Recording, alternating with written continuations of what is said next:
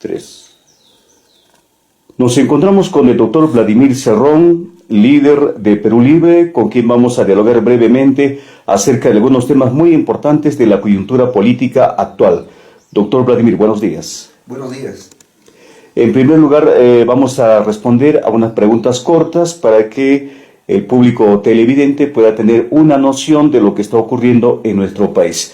¿Qué le parece a usted? ¿Cómo califica, cómo evalúa a estas alturas el gobierno de Martín Vizcarra?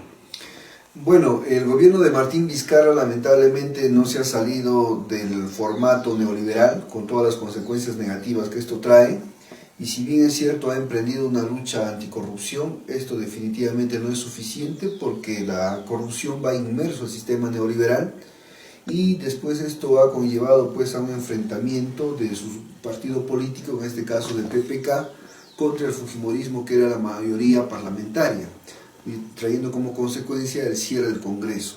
En otras palabras, Martín Vizcarra al futuro va a ser recordado como el presidente que cerró el Congreso y no como el presidente que luchó contra la corrupción, porque esta, mientras no se cambie el sistema, va a seguir galopante hacia el futuro. Y seguimos manteniendo pues un Estado exportador de materia prima, un Estado centralista, un Estado que crece en dependencia de la demanda externa, un Estado que sigue recibiendo las fórmulas de Washington o aplicando directivas como creando el Grupo de Lima o recibiendo la inmigración venezolana y otras cosas más. Respecto del cierre del Congreso, ¿cuáles serán las consecuencias? Bueno, considero, como te he mencionado, que el cierre del Congreso se debe a un conflicto de la derecha con la derecha, no necesariamente un conflicto del Congreso con el pueblo. Hemos podido ver que tras el cierre del Congreso, el Estado sigue manejando el 70% del presupuesto en detrimento del desarrollo de las demás provincias. Hemos podido ver que tampoco se cambia la estructura del Estado.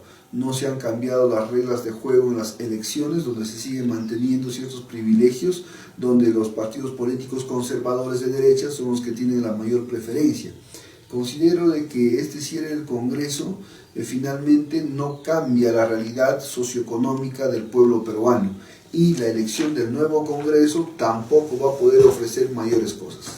En el caso sonado a nivel internacional y que está trayendo también una serie de movimientos, de medidas, de población también que está inmersa en el caso de Lavallato. Lavallato ha sido una investigación que se ha hecho por la presión internacional. Es increíble cómo se le ha podido pasar a todo el Sistema Nacional de Control del Estado este problema tan grande, ¿no? Es decir, se le pasó a la Contraloría, se le pasó a la Fiscalía, se le pasó al Poder Judicial, se le pasó a la Comisión Investigadora del Congreso y a todos los controles. Lavallato, quizá el hecho más trascendente en el año 2019 ha sido el suicidio de Alan García Pérez, con el cual convalidó sus actos de corrupción, es decir, para evitar ser procesado y posteriormente encarcelado, no solamente por los actos de corrupción, sino también por los delitos de lesa humanidad que estaban pendientes de procesarse con anterioridad. El otro punto resaltante es el encarcelamiento de Keiko Fujimori, incriminada en este caso como lideresa de una organización criminal, al cual el Tribunal Constitucional después dio una libertad, y lo dio la libertad porque vio excesos en este caso en la Fiscalía y en el Poder Judicial, ¿no? Según versa su documento, en el cual no se habrían corroborado algunos dichos de los colaboradores eficaces, algo bastante esencial para encarcelar a una persona o demostrar en este caso el peligro procesal. Otro apellido que en este caso ronda alrededor de Lavallato es el caso del premier César Villanueva, ¿no?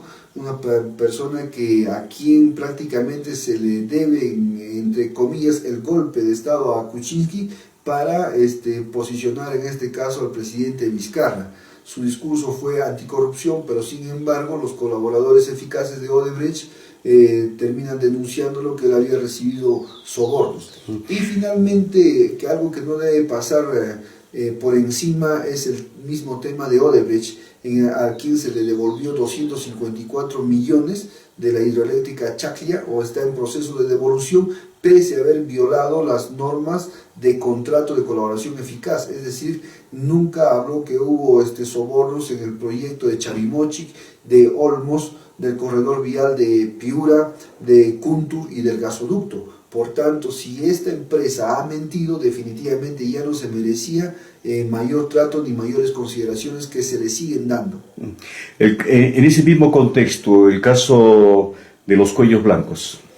Bueno, los cuellos blancos, me parece que esto nace por una casualidad, ¿no?, de intervención a otro tipo de bandas delictivas, pero sin embargo, como ya lo habían planteado en 1949, ¿no?, un criminalista estadounidense, siempre se toca a las clases bajas para procesarlos y encarcelarlos, y a las clases altas, sobre todo las empresariales, jamás se había tocado. Y hemos podido ver cómo los jueces supremos superiores y los fiscales supremos y también superiores, y además del Consejo Nacional de la Magistratura, estaban bien interrelacionados con grandes empresarios en el Perú y que lógicamente se brindaban entre ellos para aprovecharse del cargo y tener un enriquecimiento ilícito. Consideramos en este caso que la actual Junta Nacional de Justicia, que va a reemplazar supuestamente al Consejo de la Magistratura, actualmente se encuentra con personas vinculadas a estos cuellos blancos o a estos delitos de esta naturaleza, y por tanto no va a tener pues el peso o la idoneidad que se espera. Creo que esto parte por resolver dos puntos. El primero es que el Poder Judicial es el único poder del Estado en democracia peruana que no entra por voto popular, a diferencia del Ejecutivo, que es el Presidente de la República, y a diferencia del Legislativo, que es el Parlamento. Y el otro punto es de que, así como no se les permite la reelección al presidente ni a los congresistas, no debiera haber reelección o ratificación, en este caso de los jueces, porque manejan un poder bastante importante y no debe ser pues producto de la elección de un grupo privilegiado. Presupuesto General de la República para este 2020. Lamentable porque con Congreso abierto el gobierno central se adjudicaba el 70%. Hoy en día con Congreso cerrado el gobierno central se adjudica el 70,2% del presupuesto en detrimento de los gobiernos regionales y de las municipalidades. Es decir, de los 177.000 millones de soles que es el presupuesto de este año fiscal 2020, prácticamente 121 millones está adjudicando el gobierno central, haciendo que el resto se adjudique, pues en este caso, los 51.000 millones, los 25 gobiernos regionales y las 4.385 municipalidades, considerando entre estas últimas las provinciales, distritales y de los centros poblados. Lamentablemente este presupuesto, como siempre, ¿no?, se va a pular al gobierno central y a los ministerios, haciendo que los gobiernos regionales sigan haciendo el papel de mendigos, al igual que las municipalidades. Me parece que el centralismo económico es la regla en este caso, o se continúa con esta misma regla en la distribución del presupuesto. El caso de la descentralización. La descentralización, lamentablemente, bastante conspirada, porque si bien es cierto la Constitución manifiesta de que esta descentralización debe ser irreversible, democrática, continua, se paralizó inclusive ya en el gobierno de Ollanta Humala, y en este tramo de gobierno se ha continuado ya con una conspiración, en el sentido de que si bien es cierto no avanza, también se agrega la conspiración para desaparecerla, porque se han creado muchos órganos paralelos a los gobiernos regionales. Por ejemplo, Provías descentralizado no debiera existir porque existe una Dirección Regional de Transporte y Comunicaciones. No debiera existir SUNAFIL en las regiones porque existe la Dirección Regional de Trabajo y Promoción del Empleo.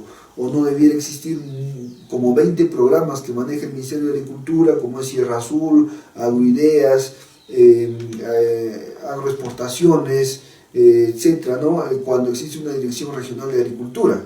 En tal sentido, nosotros observamos con mucha preocupación este tema, pese que a la descentralización se ha avanzado bastante, y si las regiones tuvieran una autonomía real, no hubiéramos crecido pues como el gobierno nacional ha crecido, lamentablemente al 2.2% cuando su meta era 4.7% del PBI a nivel nacional, ¿no? Yo creo que a mayor autonomía el Estado peruano puede crecer mucho más. Finalmente, doctor Vladimir, el caso del gobierno regional de Junín, ¿cuál es el balance? Bueno, yo diría que el balance es bueno, aunque no ha sido excelente, pudiendo haberlo sido, producto de muchas circunstancias que se han sucedido, ¿no? Uno de ellos, haber recibido obras no concluidas, no de la gestión anterior, sino algo peor es de la gestión anterior a esta. Entonces, Perú Libre ha tenido que continuar, ha tenido que culminar, tal es así que se ha entregado el Puente Comuneros, ¿no? Una obra que se empezó el año 2011, y se está entregando también la obra del Instituto Regional de Enfermedades Neoplásicas, obra empezada el año 2013. Me parece que eso, si a eso le sumamos las obras inconclusas de la gestión anterior propiamente dicha, hay mucho pan por rebanar, porque hay que mejorar los expedientes técnicos que no contaban con certificado de restos arqueológicos ni estudios de impacto ambiental. Es decir, hemos tenido que prácticamente rehacer todos los expedientes técnicos. Y algo que finalmente complicó las cosas fue la sentencia a mi persona, en el sentido de que con ello se paralizó mucho trabajo. Muchos funcionarios comenzaron a tener miedo de firmar algunos documentos, bajo el razonamiento que si al gobernador lo han sentenciado por firmar un documento que tenía que hacerlo de manera obligatoria porque era cumplir con una conciliación extrajudicial, a ellos podrían sentenciarlo mucho más rápido. Esto todo obviamente complicó el trabajo, ¿no? Bien, doctor, muchas gracias.